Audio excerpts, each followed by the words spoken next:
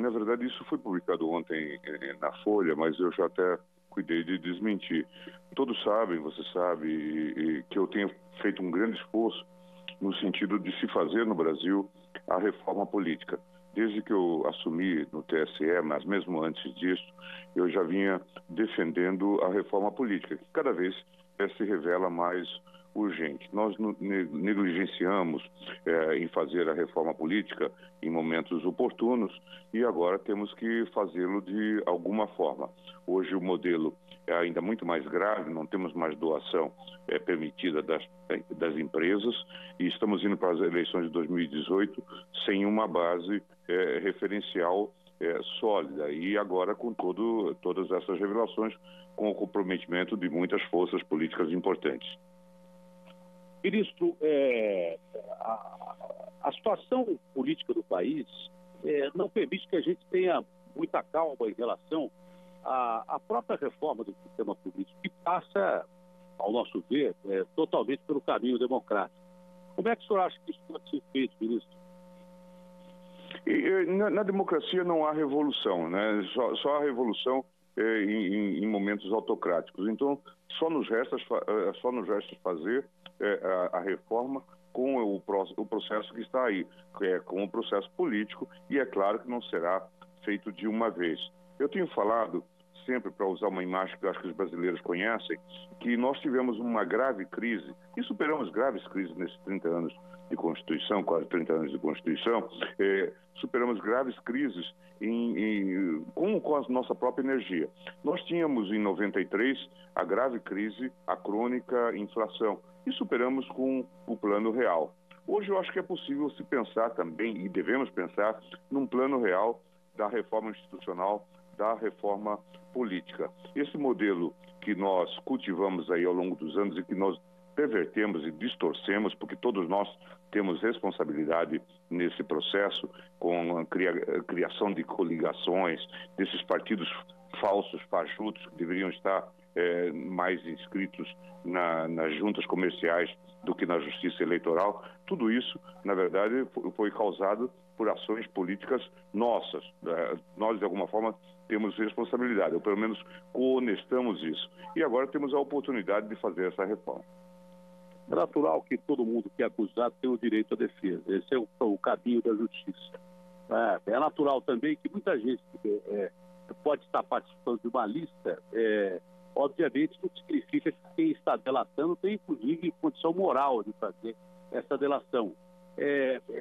Esse caça às bruxas, que envolve, inclusive, o presidente da República, ex-presidente da República, que envolve ministros de Estado, que envolve lideranças políticas importantes do país, ministro, o senhor acha que até que ponto a verdade absoluta existe desses corruptos que corromperam boa parte da classe política e onde é que nós vamos parar? Daqui a pouco ninguém mais é honesto nesse país e não vai sobrar, obviamente, um espaço, um caminho para se seguir, não vai ter mais luz no fim do túnel.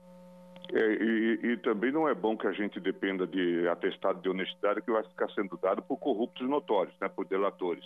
Então é preciso ter muito cuidado nesse tipo de movimento, especialmente de pessoas que querem se qualificar, estão vendendo informações, inclusive, porque quem acompanha o processo de delação sabe que há um tipo de indício, de indicação por parte dos investigadores e dos promotores para que determinadas pessoas sejam citadas.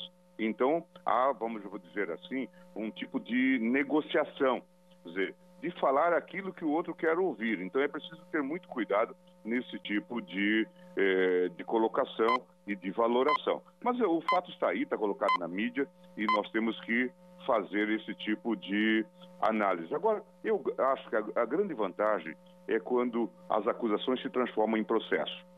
Porque aí o promotor é um mero promotor, o delegado é um mero delegado e os advogados passam a ter um papel importante no contraditório, os fatos passam a ser revelados com maior tranquilidade e aí a gente consegue realmente fazer aquilo que você vinha falando, separar o joio do trigo, saber o que é doação, o que é corrupção, quais são as distorções possíveis e tudo o mais. Mas é importante também que a gente esteja divertido, né? Palavra do delator é apenas palavra do delator. Nós precisamos realmente ver outras provas.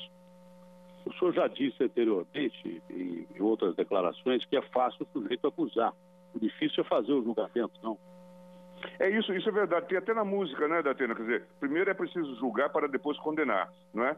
O julgamento é que é realmente importante. A condenação prévia, que a gente está acostumado a fazer e tudo mais, a partir de notícias, às vezes, superficiais, isso a gente faz na nossa opinião que temos, eu, por exemplo, sobre o jogo do Santos e coisa do tipo, né? Mas quando se trata de cumprir uma função institucional, aí nós temos que ter muito cuidado. Nem todo sujeito que delata é confiável, mesmo porque a maioria incorreu num crime, né? O sujeito é corrupto, e nem todo cara que é delatado também vai ser considerado inocente depois de um processo. Quer dizer, alguém deve dever alguma coisa no fim da história mesmo. O que me deixa um pouco preocupado é que muitos dos acusados querem colocar em xeque investigações da Polícia Federal, querem colocar em xeque a idoneidade da vontade da justiça em ser justa. De repente também tem os dois lados da moeda, né? Tem que se preservar as instituições de uma forma definitiva, mas nenhuma delas pode sair afetada nisso, né? Principalmente quem está julgando com base em lei, tá? Com base nisso, é exatamente isso. E é preciso ter muito cuidado também com todas essas práticas, vazamentos. Nós vimos aí um notório abuso que ocorreu aí com dessa tal operação carne fraca. De vez em quando a gente vê um certo entusiasmo juvenil de investigadores que ganham a mídia, ganham esses 5 minutos de fama de vocês e que ficam, então, muito entusiasmados. Tudo isso precisa ser levado em conta quando nós discutimos esses temas, não é? Ninguém é dono da verdade, é preciso que a gente coloque isso num processo dialético. Eu, com tantos anos de janela, Datena, já vi muitas acusações virarem farelo depois, quando são submetidas ao contraditório. Mas é inegável que há coisas graves ocorrendo no nosso processo político, de que houve uma conspurcação do nosso processo político. A Lava Jato tem uma missão importante, acho que ela contribui para a reforma desse processo, acho relevante. Agora, também não é possível canonizar palavras de delatores, não é possível canonizar também palavras de acusadores. Quando se fala em acordo político e de figuras proeminentes da política brasileira que poderiam estar envolvidas em casos de corrupção, quando se fala um acordão político, não se coloca em xeque operações como a Lava Jato, por exemplo? Eu acho que essa questão, na verdade, está aí no plano da ilusão imagética e imaginária das pessoas. Não existe possibilidade de nenhum acordão. Eu acho que o grande acordo que o Brasil poderia fazer consigo mesmo é no sentido de reformar-se, como se fez no passado, no que diz respeito ao plano real. É fazer um grande pacto para reformar o sistema político. A toda hora nós temos dificuldades. Em alemão se fala que há um discurso de domingo, Sonntagsrede. Quando a gente faz o discurso no domingo, mas na segunda está fazendo coisa diferente. No Brasil, a reforma política é um pouco o Sonntagsrede, é o discurso de domingo. A gente, na verdade, fala da reforma política, mas na segunda-feira está operando em sentido contrário, criando partidos, vendendo partidos, tudo isso que se praticou nesses anos todos, como agora aparece nas delações, compra de partidos para os horários eleitorais e coisa do tipo. Acho que nós temos exatamente esse encontro conosco mesmo. A chance que nós temos de fazer uma reforma política séria para encerrarmos esse ciclo e fortalecermos a democracia. O senhor fundamentou os seus estudos, como eu já disse também na outra entrevista, no Estado alemão, é um Estado de grandes juristas e de pessoas preeminentes do direito, né? Mas que viveu uma fase muito parecida com essa que nós estamos vivendo, uma crise econômica que disse agora há pouco o deputado que é a pior crise desde 1901, né? Uma crise política muito ruim, isso que lembra um pouco a República de Weimar. Com certeza. Então, quando se fala, de repente... Ninguém deseja o desfecho, né, Datena? É isso, mas de repente você pode começar a correr atrás de aventureiros. Eu acho que é esse o risco que nós corremos, um risco muito sério, não, ministro? Com certeza, nós exatamente devemos estar advertidos de que também a satanização, a demonização da classe política pode levar a esse tipo. Já tivemos isso no passado, já há essas tendências populistas, esses salvadores, falsos salvadores da pátria, não é? E tudo mais. E nós sabemos que o processo político ele é muito mais complexo. Eu sempre lembro de um fato que nós considerávamos indelével, nós considerávamos que tínhamos que conviver com a inflação. Por isso que eu estou usando uma imagem que é muito próxima de nós, a ideia do plano real. Quer dizer, nós fomos capazes de superar aquele estado crônico de inflação, né, que criava todo tipo de mazela. Eu acho que nós seremos capazes também de criar condições para superarmos essa grave crise que está aí. Ministro Gilmar, é claro que é difícil você separar uma figura importante como a do senhor, né, com a condição que o senhor ocupa na sociedade brasileira, mas como cidadão brasileiro, como é que o senhor observa essa situação toda que nós estamos vivendo no Brasil? Eu tinha a impressão de que isso é um pouco aquela crônica de uma morte anunciada, é loucura com método. Na verdade, nós que acompanhávamos esses últimos anos, sabíamos que algo de anormal vinha acontecendo de maneira bastante profunda, não é? De maneira bastante clara. E, evidentemente, quando você tem esses abusos e falta de corretivos, falta de correção, a gente realmente produz esse estado de calamidade que aí está. Eu digo o seguinte, eu estou satisfeito de termos descoberto tudo isso, de termos conseguido, eu acho que isso é a prova da fortaleza das instituições. Mas, ao mesmo tempo, eu fico um pouco envergonhado de termos demorado tanto para descobrir isso. Nesse sentido, eu acho que falharam as instituições. Falhou o Ministério Público, falhou a Justiça, falhou a Polícia Federal, falhou o Tribunal de Contas. Quer dizer, nós temos que discutir hoje o nosso modelo. E também agora, Datena, nós temos uma chance de discutirmos o papel do Estado na economia. Veja que todo o discurso gira em torno de se aproveitar do Estado, de aproveitar o papel do Estado. Venda de medidas provisórias. Você já tinha ouvido falar disso antes? Veja, isso tem a ver com o poder absoluto do Estado. Retirar a Petrobras de uma dada concorrência para fazer com que uma empresa privada tenha privilégio. Em suma, toda a história gira em torno desse poder econômico abusivo e desse poder político abusivo do próprio Estado. Nós precisamos melhorar esse sistema de controle.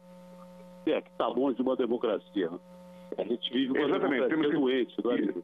É uma democracia doente. Precisamos... Veja, os fatos que são revelados, um fundo contábil que se cria a partir de uma medida provisória que notoriamente foi vendida. Quer dizer, se isso de fato ocorreu, aqui realmente ocorreu a privatização do Estado, né?